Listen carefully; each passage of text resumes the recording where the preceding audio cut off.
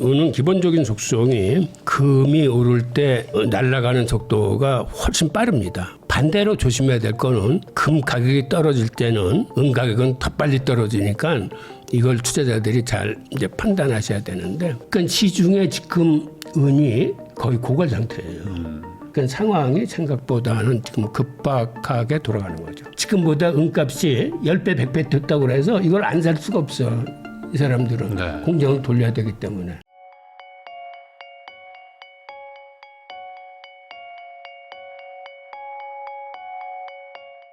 홍익희 교수님하고 이야기 나누고 있는데요.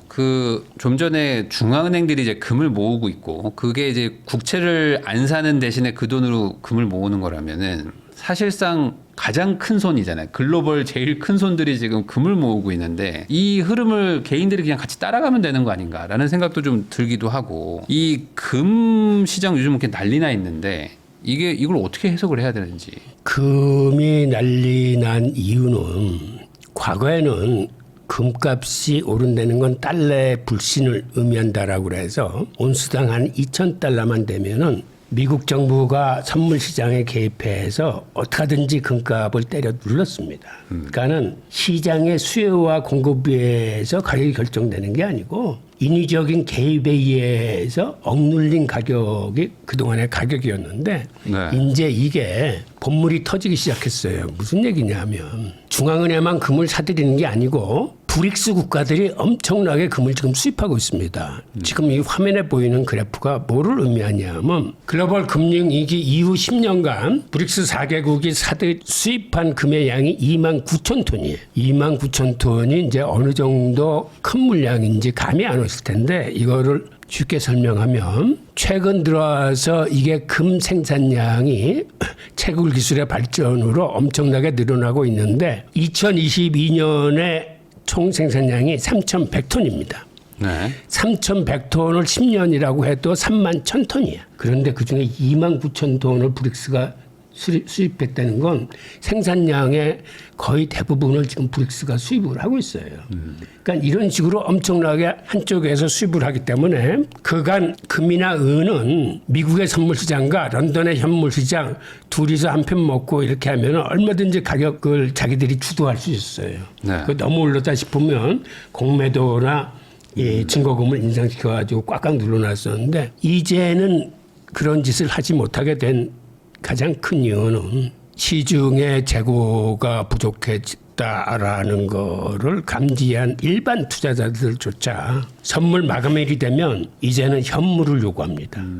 과거에는 선물 시장은 마감일 전에 현금 청산이 되거나 마감일에 이율이 됐어요. 이게 롤오버가 됐는데, 네. 이게 98%야. 그런데 재작년서부터 어떤 현상이 벌어지냐면, 과거에 비해서 현물 인도하는 숫자가 한 5배 정도로 늘어나더니 그다음에 10배 정도 늘어나는데, 최근에는 뭐 한 20배 정도 늘어나서 뉴욕 코맥스 창고에 한마디로 은이 부족한 거야. 네. 그래서 인도 요구하는데 못 내주면 한마디로 부도나는 거니까 급히 비행기로 런던 현물 시장에서 은을 공수해 와서 그 인도 요구에 응하는 이런 사태가 벌어졌어요. 네.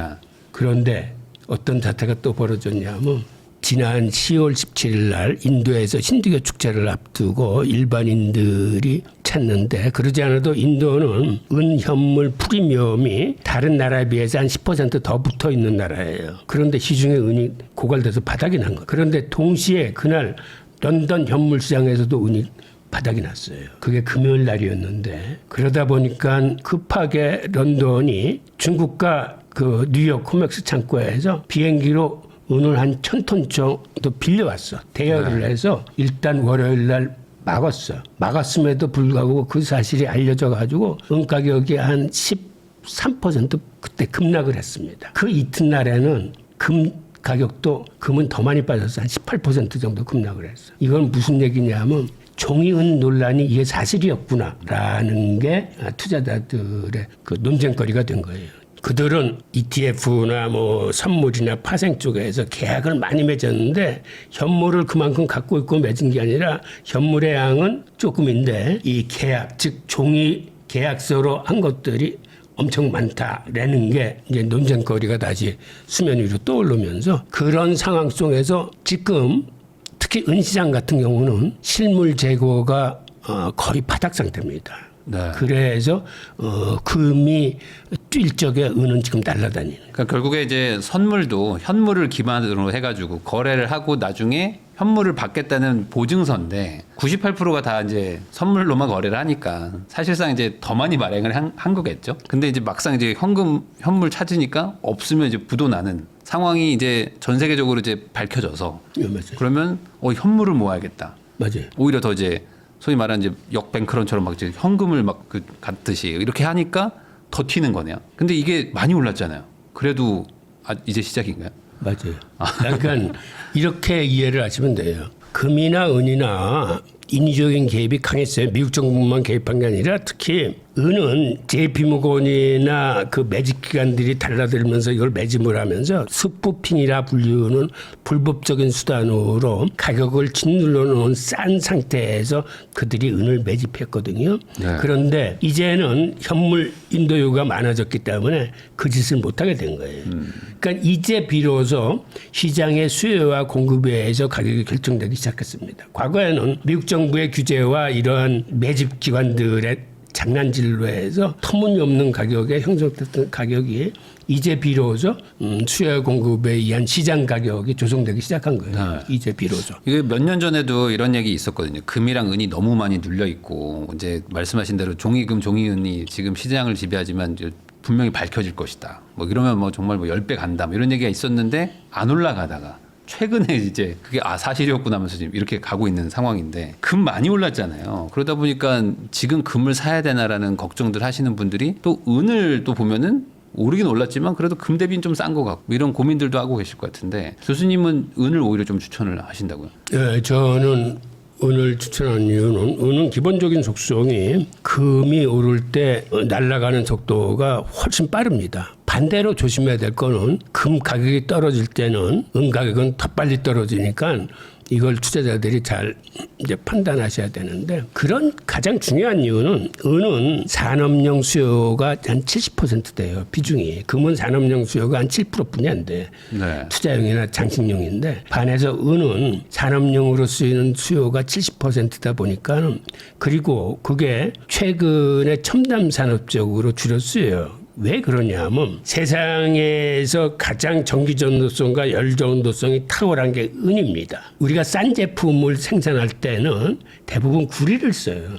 전기 흘려보내는데 그런데 고급 제품, 첨단 제품, 비싼 제품을 만들 적에는 효율이 탁월한 은을 써요. 어떤 때 은을 쓰냐면 태양광 판넬, 전기차, 네. 전기차 배터리, 인공지능 데이터 센터, 그다음에 반도체, 그다음에 그 5G, 6G 이 전력망 확충 이런 때 그 접점 이렇게 들어가는 거는 최은을 써요. 그러니까 산업용 은 수요는 계속 늘어나는 거야. 그래서 5년 전부터 어떤 일이 발생했냐면 세계의 은 공급량은 한 10억 온수대예요. 그런데 은 수요량이 한 12억 온수 되는 거야. 보통 1년에 1.5억 온수 내지 2억 온수 정도가 모자라요, 은이. 그러니까 지난 5년 동안 그만큼 시중에 있던 재고가 매년 한 2억 온수 가까이 줄어든 거예요. 네. 왜 그러냐 하면 금은 인류가 캐낸 게 다 이렇게 축적이 돼 있어요. 이건 축적되는 자산인데 은은 산업용으로 쓰이면 이건 사라지는 자산이에요. 네. 그러니까 시중에 지금 은이 거의 고갈 상태예요. 그러니까 이렇게 이제 가격이 치솟는 그러한 현상을 보이고 있습니다. 아까 말씀하신 대로 AI 센터 같은 거 지을 때 은이 또 많이 필요하다고 하는데 지금 뭐 대규모 투자를 예고하고 있는데 그러면 은은 어디서 구할 것인가? 물론 뭐 대체재를 뭐 쓸 수도 있겠지만은 그래도 이제 은 가격이 또 한번 튈 것이다. 뭐 이런 얘기를 하시는 분들이 좀 있더라고요. 지금 그게 일어날 것이다라고 예. 보시는 거죠. 제가 그래프를 보면 다시 설명드리면 네. 지금 이 그래프가 지난 5년간 은의 공급과 수요를 나타내는 건데 은 공급은 거의 일정해요. 저 15억 온수 내에서 계속 붙어 있잖아요. 네. 근데 공급만 수요만 지난 5년 동안에 계속 이렇게 늘어난 거야. 네. 근데 앞으로도 이런 거는 변하지 않고 오히려 수요는 더 늘어날 겁니다. 그러면 저렇게 수요가 늘어나면 공급도 같이 늘리면 되는 거 아니야? 우리가 이렇게 생각할 수 있잖아요. 네. 근데 그게 그렇지 않은 게 은은 은광석에서 나오는 은은 한 28%뿐이 안 돼. 그럼 나머지 72%는 어디서 은이 나와? 라고 생각하시겠지만 다른 광석을 재련할 때 딸려 나오는 게 은입니다. 아연을 생산할 때 딸려 나오는 은이 한 30% 정도 돼요. 그다음에 구리를 재련할 때 나오는 은이 한 26%, 금을 재련할 때 나오는 은이 한 14%. 즉 이렇게 부산물로 생산되는 게 거의 4분의 3이다 보니까 수요가 는다고 해서 공급이 그렇게 늘어나질 않아요. 은을 캐려면 반대로 구리를 캐야 되니까. 맞아요. 구리 수요가 없으면 못 캐는 거네요, 이게. 맞아요. 아연, 구리나 아연이나 금에서 은이 나오는 거기 때문에. 은광산이 아니라 구리광산에서 은이 나오는 거네요. 맞습니다. 특히 아연광산에서 제일 많이 나와. 네. 생산량의 한 30% 이상은 아연광산에서 캐고 나와. 싶어도 캘 수가 없다. 그래서 공급이 이게 잘 늘지 않아. 게다가 금은 워낙 비싸니까 쓴 전자제품 같은 데에서 재활용으로 이렇게 회수를 하는데 은은 아직까지 그럴 만한 경제성은 못 가지고 있어요. 네. 경제성이 그렇죠. 맞지 네, 않아. 네. 그래서 금을 회수할 적에 딸려 나오는 은 정도를 회수하는 거지 은을 목적으로 따로 이걸 회수를 못 해요. 그러다 보니까 지금 이게 은 공급 전망인데 지금 이 그래프를 보시면 알겠지만 올해서부터 오히려 계속 은의 공급량은 지금 줄어드는 걸로 전망이 되고 있어요. 저 까만 막대 그래프가 점점 공급을 지금 줄여가고 있습니다. 그러니까 이런 식으로 수요는 계속해서 늘어나는데 공급은 주는. 그리고 은의 그 산업용 수요가 2024년 같은 경우에 사상 최대로 한 6.8억 온수 정도 됐는데 지금 이제 7억 온수를 넘었을 겁니다. 기본적으로 은의 생산량이 한 8억 온수 되는데 이제 그것의 대부분은 이렇게 산업용 수요로 쓰면서 사라지는 겁니다. 그리고 재활용하는 비중이 한 17% 정도 돼. 10억 온수가 공급이 된다 그러면 한 12억 온수 정도 수요가 있고 이 수요조차도 앞으로 계속 늘어나요. 지금 이게 수요가 늘어나는 이 추세거든요. 지금 그래프를 보시면 알겠지만 수요가 계속 늘어왔는데 이게 앞으로는 심지어는 더 빠른 속도로 늘어날 겁니다. 수요는. 게다가 내년에 상용할 거라고 지금 예상되는 전고체 배터리라고 있어요. 네. 지금 전기차 같은 데는 한 대에 은이 어느 정도 들어가냐면 소형차는 한 20g 들어가고 대형차는 한 55g 정도 들어가요. 그런데 전고체 배터리에는 어느 정도 많이 들어가냐면 셀 하나에 한 5g 정도가 필요해서 차 한 대 구리려면은 1kg의 은이 필요해요. 1kg요? 네. 어휴. 그래서 전고체가 나오면 이게 게임 체인저가 될 거예요. 그러니까 전고체 업체에서도 은이 이렇게 비싸지는데 1kg를 할 수 있어? 라고 해서 은을 줄이는 기술 개발에 지금 총력 질주를 하고 있어요. 그런데 그러한 기술 개발로 줄이는 것보다는 근본적으로 사용하는 대수가 늘어나기 때문에 하여튼 은 수요는 많이 늘어날 겁니다. 전고체 배터리로 가면 사실 지금 전기차의 어떤 그 단점들이 대부분 해소가 된다. 충전도 빠르고 뭐 맞아요. 거리도 길고. 그러니까 가긴 가겠죠. 금액의 차이겠지만 이래저래 은이 많이 쓰일 것이다. 그러면은 미리 좀 선제적으로 사는 것도 나쁘지는 않다. 그리고 은수의 특징이 지금 이 제품들을 보시면 알겠지만 이게 비가역적이에요. 무슨 얘기냐면 경기가 침체가 온다고 그래서 은의 수요가 줄어드는 요소가 없어요. 이 전기차도 그렇고 태양광 판넬도 그렇고 반도체도 그렇고 데이터 센터도 그렇고 그리고 또 하나의 특징은 들어가면 대부분 사라지는 거예요. 이 산업에 쓰이면 보통 판넬 같은 데는 은분이라고 그래서 페이스트로 들어가거든요. 그러니까 이게 회수가 잘 안 돼. 생각보다. 그다음에 비용이 또 생각외로 들겠죠. 하여튼 그래서 지금 날아가는 이유는 이제 비로소 시장에 의해서 수요와 공급이 결정되면서 게다가 시중에 재고가 부족하기 때문에 엄청나게 올라가고 있는데 지금 어떤 상황이 벌어지고 있냐면 서구하고 중국하고 지금 은 시세가 엄청나게 벌어지고 있어요. 지금 우리가 받는 거는 그 뉴욕 코맥스 가격인데 그래서 지금 온스당 지금 한 92불 정도 하는데 중국은 한 104불 정도 해. 근데 원래는 이게 아비트리지라고 해서 이렇게 가격차가 나면은 서로 그렇죠. 이렇게 메꿔줘요. 네. 그런데 지금은 메꾸지 못하고 가격차가 점점 벌어지는 이유는 한마디로 은이 없다는 얘기예요, 시장에. 그러니까 상황이 생각보다는 지금 급박하게 돌아가는 거죠. 그런데 예를 들어서 삼성전자 반도체 공장이 수십조짜리인데 여기에 은은 꼭 필요한데 이 사람들이 지금보다 은값이 10배, 100배 됐다고 그래서 이걸 안 살 수가 없어. 이 사람들은 네. 공장을 돌려야 되기 때문에 은은 비가역적인데다가 가격 탄력적이지 않아요. 산업용 수요는 써야 되니까. 비싸도 이건 써야 되는 요소들이. 그래서 10월 17일 날 그 은시장에 그런 비정상적인 그 사태가 발생했을 적에 은을 비행기로 가져오면서 대여금리가 34%를 물었거든. 네. 이 얘기는 한마디로 은 재고가 지금 바닥이라는 걸 의미하는 거예요. 네. 보통 때는 그냥 3, 4% 정도의 금리였었는데 저렇게 대여금리가 늘었다는 취급되는 거는 건 도저히 구할 수 없다 지금. 그래프를 보면 우리가 은가격 급락이나 금가격 급락을 알 수 있는데 이거는 중국의 실물 재고가 10년 내 지금 최저치로 주저앉았는데 지난 6개월 사이만 해도 이게 반토막이 났어요. 실제로 중국이 세계 은의 70%를 정연화하는 세계 최대의 은 유통 국가이자 산업용 소비 국가이자 그쪽에서 정제를 해서 해외 수출을 해줘야 세계의 숨통이 트이는 건데 올해서부터 은을 수출 허가제로 묶었어요. 중국이. 한마디로 옛날처럼 그렇게 쉽게 은을 수출하지 않겠다라는 의도입니다. 그래서 수출을 국영기업만 하고 과거의 실적이 있는 44개 업체로 묶고 일일이 건건히 허가를 하겠어요. 기본적으로 자기들도 은이 없기 때문에 앞으로 중국은 은외 해외 봉쇄를 할 가능성이 큽니다.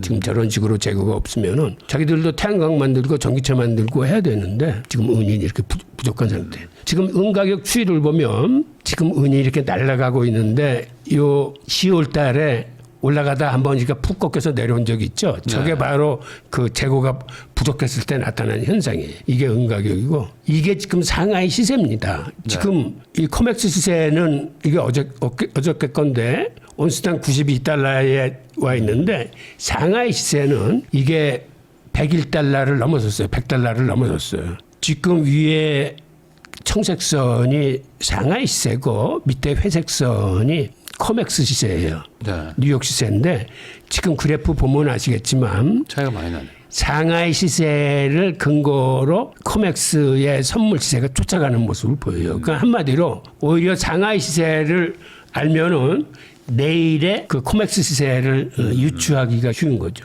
네. 지금 저렇게 차이가 많이 나니까 아마 코맥스 시세도 이거를 쫓아가야 될 거기 때문에 다른 금속에 비해서 이러한 그 일종의 투자 지표가 있어요. 그리고 은 가격 프리미엄이 지금 이 그래프를 보시면 지난해까지만 해도 들쑥날쑥했지만 그렇게 폭등세는 아니었는데 올해 들어와서 지금 프리미엄이 위로 날아가고 있습니다. 그거는 처음에는 서구 시장보다 한 5달러, 9달러, 지금 이제 13달러 가까이 치고 올라가면서 저렇게 급격하게 벌어지고 있다는 거는 실물 지금 쇼티지가 나는 거예요. 그게 중국에서 지금 은 구하기도 쉽지 않으니까 저렇게 됐다. 앞으로 이게 구조적 문제이기 때문에 더더욱 심해지지 뭐 완화되기는 어려우니 한번 은 투자도 생각해 볼 필요는 있다. 근데 은이 제일 문제인 게 이게 무게 대비 가격이 뭐 상대적으로 좀 싸다 보니까 은 투자하시려면은 김치 그 통에다가 막 쟁여놓고 막 하시거든요. 그래서 은 투자를 하실 땐 물론 실물 위주로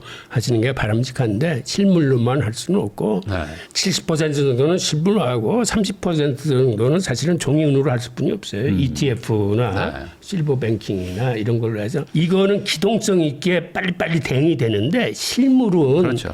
좋긴 한데 이거는 기동성이 없어요. 그러니까는 이렇게 시황이 빨리빨리 변할 적에는 이쪽에서 빨리빨리 대응을 하고 그리고 나중에 천천히 이제 실물 쪽으로 옮기는 방법을 생각하셔야 될 거예요. 관심 가져보시는 것도 좋을 것 같습니다. 그리고 얘기가 나온 김에 JP 모간이 그간 어떻게 시장을 갖고 놀았는지를 잠깐 보겠는데요. 스푸핑이라는 방법이 있어요. 스푸핑이라는 건 이런 거예요. 이 사람들이 초단타 매매를 하는데 초단타라는 건 1000분의 1초 내에 막 매매를 하는 겁니다. 일단 호가창에다 대량으로 살 것처럼 이렇게 매수를 딱 올려놔. 그러면 대량으로 팔아야 될 세력들이 그 가격에 물건을 사자고 들어오면 1000분의 1초 내에 그거를 싹 걷어들여요. 그러면 여기서 주문한 것들이 그 밑으로 가서 체결이 되면서 가격이 확 떨어집니다. 네.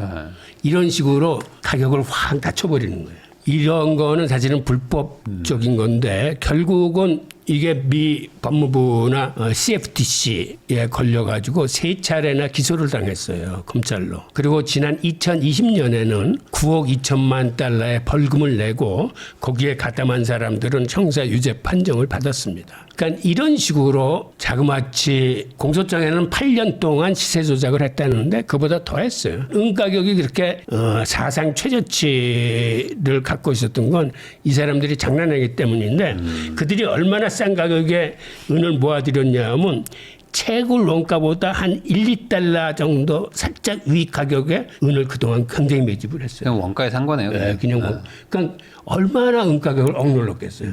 이제 비로소 이것도 정상화되는 거예요. 네. 시장의 수요와 공급에 의해서 가격이 결정되는 시기로 이제 들어온 겁니다.